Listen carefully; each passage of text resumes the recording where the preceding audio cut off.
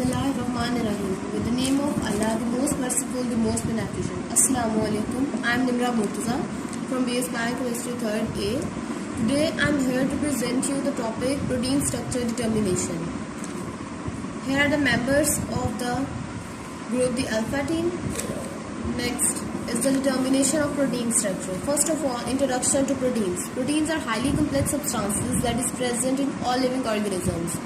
ये एक great nutritional value होती है इनकी और इन्वॉल्व होते हैं chemical process essential for life. Proteins होते हैं डिफर करते हैं कार्बोहाइड्रेट्स और फैट्स से क्योंकि इसके अंदर नाइट्रोजन प्रेजेंट होता है। जो बिल्डिंग ब्लॉक होते हैं प्रोटीन के होते हैं amino acids. 20 different types of amino acids हमारे पास प्रेजेंट होते हैं। The quality of protein is determined by its ability to provide 9 essential amino acids. Functions की अगर मैं बात करूँ प्रोटीन्स की, build and maintain tissues, make important compounds, regulate mineral and fluid balance, and maintain acid balance. Next is the structures of protein. There are 4 basic structures: primary, secondary, tertiary, and quaternary. First of all, primary structure. Primary structure जो है एक sequence of amino acids in a protein like the order of letters in the long word. This structure is determined by the inherited genetic information. Next is the secondary structure. Secondary structure जो है ये कोइलर folds होता है। Secondary structure में जो है hydrogen bond से मिलकर बनते हैं between the repeating constituents of the polypeptide backbone. ये इसके अंदर बेसिकली अल्फा हेलिक्स और बीटा प्लेटेड शीट्स होती हैं। अल्फा हेलिक्स इन्वॉल्व होते हैं spiral formation of the basic polypeptide chain. Alpha helix जो है यूनिफॉर्म ज्योमेट्रिक स्ट्रक्चर है जिसके अंदर 3.6 अमीनो एसिड होते हैं each turn off the helix के अंदर।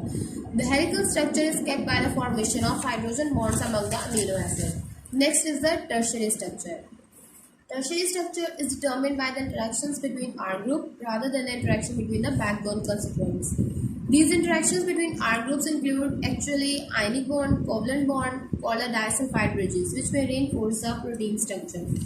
एक्वस एनवायरनमेंट की अगर मैं बात करूँ तो स्टेबल कन्फर्मेशन है। टर्शियरी कन्फर्मेशन इसके अंदर hydrophobic amino acid are buried inside by the hydrophilic amino acid और on the surface of the molecule. And the last one is the quaternary structure.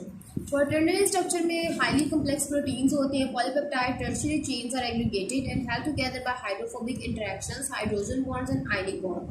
This specific arrangement is called quaternary structure. Haemoglobin और जो oxygen carrying होती है RBCs की protein, oxygen carrying protein of RBCs exhibit such a structure to determine the proteins. Next, there are different techniques to determine the protein structure, like X-ray crystallography, NMR, chiroelectron microscopy, homology modeling, Edman degradation, partial structure study methods, Western blotting, isoelectric focusing, and gel electrophoresis. First of all, X-ray crystallography. X-ray crystallography is a technique used for determining the high-resolution 3D crystal structure of atoms and molecules. Next is the NMR, nuclear magnetic resonance. It measures a set of distance between the atomic nuclei. इसको हम लोग use करते हैं information to find the dynamic structure of protein, nucleic acid and their complexes. Third one is the cryo-electron microscopy. ये हमारे पास एक नई टेक्नोलॉजी है फॉर स्टडिंग सेल के वायरसेस के प्रोटीन की असेंबली के जो आर्किटेक्चर्स हैं उसको हम लोग स्टडी करते हैं एट अ मॉलिक्यूलर रेजोल्यूशन पे। Next is a homology modelling. इसके अंदर इसको हम लोग बेसिकली कंपैरेटिव मॉडलिंग भी कह सकते हैं of protein refers to the constructing an atomic resolution model of the target protein from its amino acid sequence. यानी कि अंदर टारगेट प्रोटीन को उसके अमीनो एसिड सीक्वेंस के थ्रू उसको कंस्ट्रक्ट करना है। Next is the Edman degradation. ये प्रोसेस ऑफ प्योरीफाइंग प्रोटीन्स है by sequentially removing one residue at a time from the amino end of a peptide. The third is sixth is the partial structural study method. इसके अंदर basically हमारे पास ultra centrifugation, mass spectrometry, fluorescence spectrometry आ जाती है। Next is the western blotting. Western blotting analytical technique है use to identify and locate specific proteins in a sample of tissue, homogenate और extract based on the ability to bind specific antibodies. यानी कि हमने उसकी ability के मुताबिक उसको होमोजिनेट और एक्सट्रैक्ट करना है कि वो एंटीबॉडीज के साथ किस तरह बाइंड कर सकती है। Next is the isoelectric focusing. इसको हम लोग इलेक्ट्रोफोकसिंग भी कह सकते हैं क्योंकि ये एक टेक्निक है सेपरेटिंग डिफरेंट मॉलिक्यूल्स। हम लोगों ने डिफरेंट मॉलिक्यूल्स को सेपरेट कर सकते हैं उनकी बेसिस पे कि उनके आइसोइलेक्ट्रिक पॉइंट की बेस पर। The last one is the gel electrophoresis. It is a technique in which a macromolecule like nucleic acid proteins are forced to move through the pores of a gelatinous medium by applying current. They separate on the basis of size, charge, and physical properties.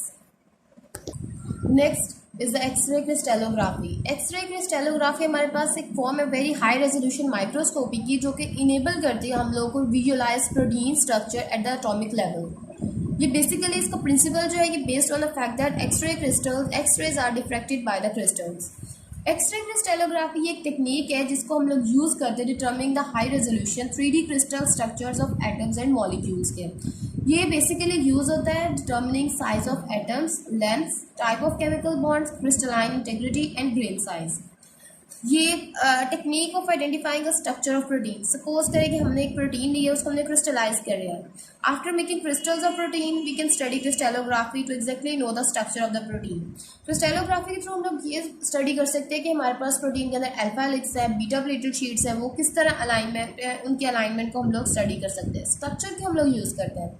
Structure हम लोग इसलिए use करते हैं क्योंकि जो crystal होता है वो स्टेगनेंट होता है, वो फिक्स हो जाता है, जिसके लिए और एज़ कम्पेयर टू अगर उसको क्रिस्टल्स में ना कन्वर्ट किया जाए तो वो अलाइनमेंट उसकी हमारे पास डिस्टर्ब हो जाएगी। नेक्स्ट हम लोग जो इंफॉर्मेशन एक्सरे के थ्रू हमारे पास ऑब्टेन होती है क्रिस्टेलोग्राफी के थ्रू, वो हमारे पास डिपेंड करती है degree of structural order in the sample. Some important structural parameters were obtain from the early studies of the diffraction pattern of the fibrous proteins. Fibrous protein को हम लोग ने एक्सरे क्रिस्टेलोग्राफी के through discuss किया था, और वो हमारे पास हेयर और नेल्स के अंदर, वूल के अंदर प्रेजेंट होती है, जबकि वो क्रिस्टल्स की फॉर्म में नहीं होती है। उसके हमारे पास वैसे फाइबर्स होते हैं जो कि अलाइन होते हैं साइड बाय साइड के। 3D स्ट्रक्चर के लिए हम लोग को प्रोटीन का क्रिस्टल क्लास भी होता है। क्रिस्टेलोग्राफी के अंदर सबसे पहले हमने क्रिस्टल लेना है, उसको हम लोगों ने एक्सरे बीम के प्लेस में के पाथ में हमने प्लेस करना है between the X ray source and the detector and regular array of spots reflection is generated. Spot हमारे पास जो क्रिएट होगा वो हमारे पास डिफ्रैक्टेड एक्सरे के थ्रू क्रिएट होगा। सबसे पहले हमने प्रोटीन की क्रिस्टल को, जो प्रोटीन का क्रिस्टल है, हमने इसको एक्सरे बीम के पाथ में प्लेस करना है। एक्सरे बीम्स जो होंगी वो जाकर उस प्रोटीन के क्रिस्टल को हिट करेंगी। जो प्रोटीन का क्रिस्टल है बिल्कुल ट्रांसपेरेंट होगा। जो कुछ बीम्स होंगी वो उसके अंदर से पास हो जाएंगी, स्कैटर हो जाएंगी, जबकि जो कुछ बीम्स हैं वो उसके अंदर से पास स्ट्रेट होकर आगे जाके ब्लॉक हो जाएंगी। जो स्कैटर्ड बीम्स है वो हमारे पास रेनफोर्स करके जो हमारे पास क्रिस्टेलोग्राम है उसके ऊपर एक स्पॉट प्रेजेंट करेंगे। स्पॉट जनरेट होगा, उसके थ्रू हम लोग अपने स्ट्रक्चर को डिटर्मिन कर सकते हैं। An electron density map of a protein is reconstructed from the overall diffraction pattern of the spots. A model for the structure is then built that is consist with the electron density map. हमारे पास एक scientist था John Canterville, उसने X-ray diffraction pattern of crystalline myoglobin को study किया था, और इसकी बेसिकली 25,000 रिफ्लेक्शंस थी जो कि हर डिफरेंट स्टेज के ऊपर आती है हमारे पास। Amino acid sequence of the protein obtained by the chemical analysis was consistent with the molecular model. Structure of 1000 proteins have been determined to similar level of resolution. मतलब कि हम लोग एक्सरे क्रिस्टेलोग्राफी के थ्रू अपना जो protein का structure है वो डिटर्मिन कर सकते हैं कि उसका 3D स्ट्रक्चर किस तरह का होगा। अगर मैं इसके बेनिफिट्स की बात करूँ, in particular protein have been extensively put into a structure determination by the X-ray crystallography. X-ray crystallography की काफ़ी सारे एडवांटेजेस है, लाइक कि लो इन्वायरमेंट रिक्वायरमेंट होती है, इन्वायरमेंटल रिक्वायरमेंट्स हैं इसमें, फ्री ऑफ पोल्यूशन है, no damage to sample and high performance. Next is the comparison of different microscopes. Why we use X-rays, not others? Because there are 3 types of microscopy: light microscopy, electron microscopy and X-rays microscopy. जो light microscopy है उसकी wavelength 300 nanometre है, जबकि जो electron microscopy है इसकी wavelength 10 nanometre है, और जो एक्सरे माइक्रोस्कोपी है इसकी वेवलेंथ 0.1 नैनोमीटर और 1 आर्मस्ट्रॉन्ग्स है। अगर मैं विजुअलाइजेशन की बात करूँ तो जो लाइट माइक्रोस्कोपी है इसकी विजुअलाइजेशन की अगर मैं बात करूँ तो ये इंडिविजुअल सेल और सब सेलुलर ऑर्गेनेल्स तक होती है, और इलेक्ट्रॉन माइक्रोस्कोपी है इसकी visualisation cellular architecture, shapes of large protein molecules. जबकि जो एक्सरे है ये हमारे पास एटॉमिक डिटेल ऑफ प्रोटीन तक को डिस्कस करती है, इसलिए इसकी वेवलेंथ सबसे ज़्यादा है, तो 0.1 नैनोमीटर और 1 आर्मस्ट्रॉन्ग्स है, तो इसलिए हम लोग एक्सरे को ज़्यादा प्रेफर करते हैं as compare to other microscopes के। There are steps of X-ray crystallography. First of all, protein purification. Protein purification के अंदर हम लोग isolate करते हैं one or few proteins from a complex mixture, usually cell, tissue और whole organisms.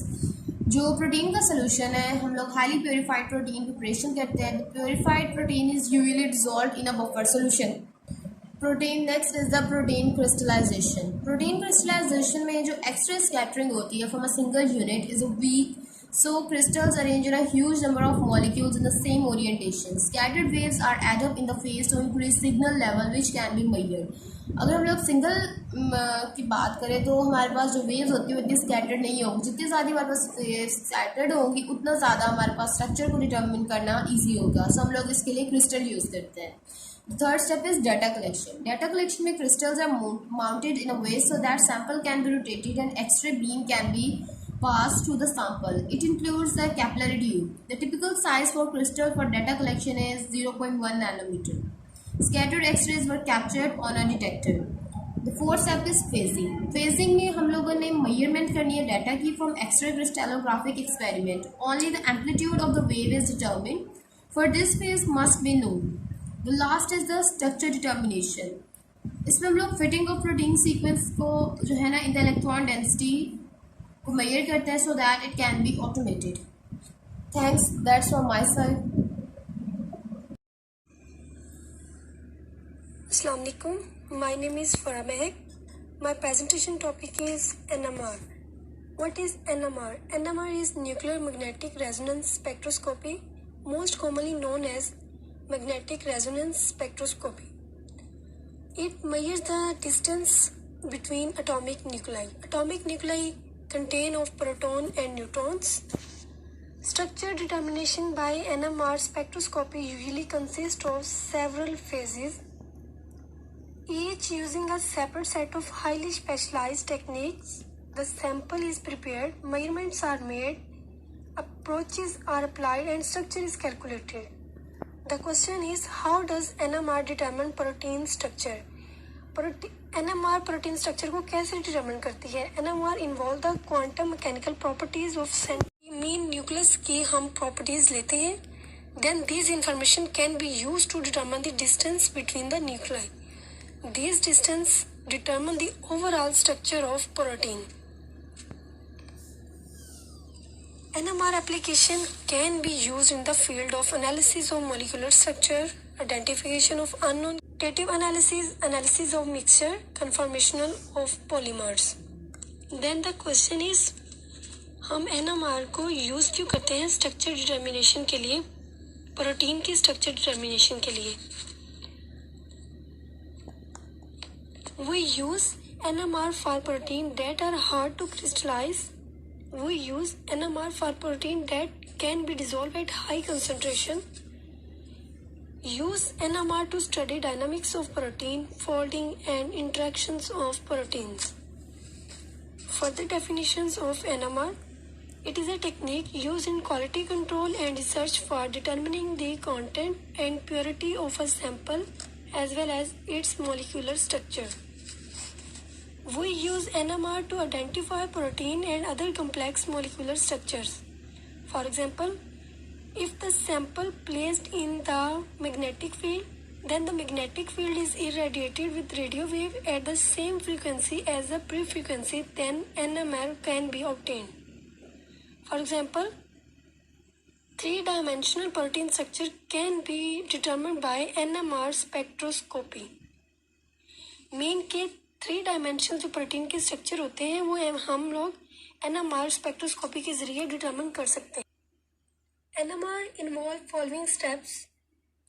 Step 1 protein solution. Step 2 NMR spectroscopy. Step 3 sequential resonance assignments. Step 4 collection of conformational constraints. And step 5 structure calculation determination. Step 1. Protein solution is carried out by NMR on aqueous sample. It is a highly purified preparation होती है. Usually the sample consists of between 300 and 600 microliters with the protein concentration in the range of 0.1 to 3 millimeters. When purified protein is obtained, then this purified protein is usually dissolved in a buffer solutions. Step 2 involve NMR spectroscopy, that is also known as data collection. Each nucleus produces chemical shift by which it can be changed. It involves overlapping chemical shifting, so two main experiment categories.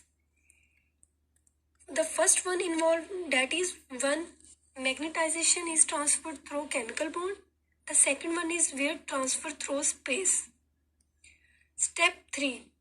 Step 3 involves sequential resonance assignment. It involves map chemical shifting to atom by sequential walking. Take advantage of the non-protein sequence. It can be obtained within 1 week. Step 4. Collection of conformation constraint.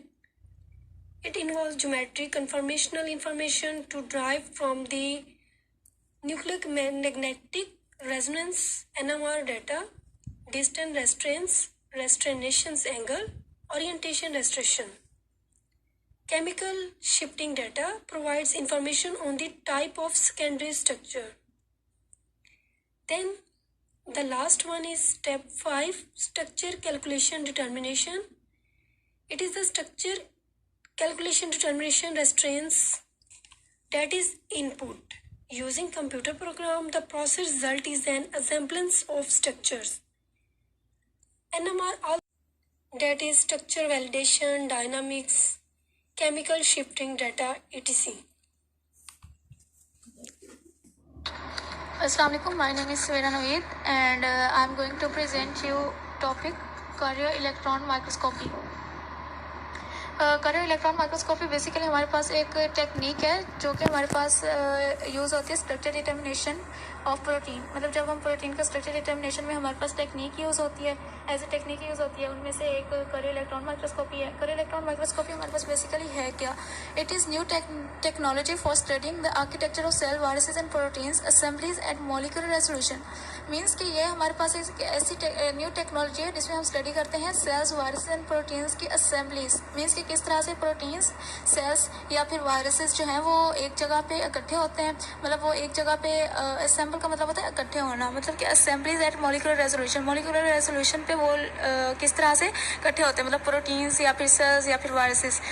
इस तरह से हमारे पास जो नीचे structure है protein का ही है, क्योंकि हम प्रोटीन स्ट्रक्चर पढ़ रहे हैं. तो एन टर्मिनल जो है वो हमारे पास जो हमें पर्पल में नज़र आ रही है, हमारे पास एन टर्मिनल है, फिर सी टर्मिनल प्लग है अपोजिट साइड पे. उसके बाद मॉलिक्यूलर कोर है, हमारे पास एक्टिव साइट है, अल्फा बीटा डोमेन्स हैं जो कि नीचे हमें ग्रीन कलर में नज़र आ रही है. मीन्स के ये तमाम जो फैक्टर्स हैं जो कि मैंने बताया, N terminal, C terminal plug, molecular core, active site, alpha beta domains, ये मतलब कि असेंबलीज हैं. ये असेंबल होकर स्ट्रक्चर देती हैं और फिर उसी तरह से हमें डिटर्मिनेशन मिलती है कि क्या बेसिकली, और उस स्ट्रक्चर को हम डिफाइन करते हैं या फिर उस स्ट्रक्चर का हमें पता चलता है कि ये क्या स्ट्रक्चर है. नेक्स्ट हमारे पास आता है एडवांटेजेस एंड डिसएडवांटेजेस. बेसिकली मतलब कि जिस चीज़ के हमारे पास एडवांटेजेस होते हैं उसके कहीं ना कहीं कुछ डिसएडवांटेजेस भी होते हैं. और इस तरह से अगर हम इसके एडवांटेजेस देखें तो फर्स्ट एडवांटेज क्या है जी, allow the observations of specimen that have not been stained. मतलब कि जो स्पेसिमेन अभी तक स्टेन नहीं हुए थे, जो कि अभी तक स्टेंड ही नहीं हुए थे, उनकी ऑब्जर्वेशन को भी अलाउ करता है, उनके ऑब्जर्वेशंस करता है. उसके बाद नेक्स्ट पॉइंट हमारे पास showing them in their native environment. मतलब कि उनका जो सूटेबल इन्वायरमेंट होता है हम उसमें उसको शो कराते हैं, उसमें उसको ग्रो, मतलब कि उसी में ही हमें वो स्ट्रक्चर डिटरमाइन हो जाता है. और उसके बाद है less in functionally irrelevant conformational changes.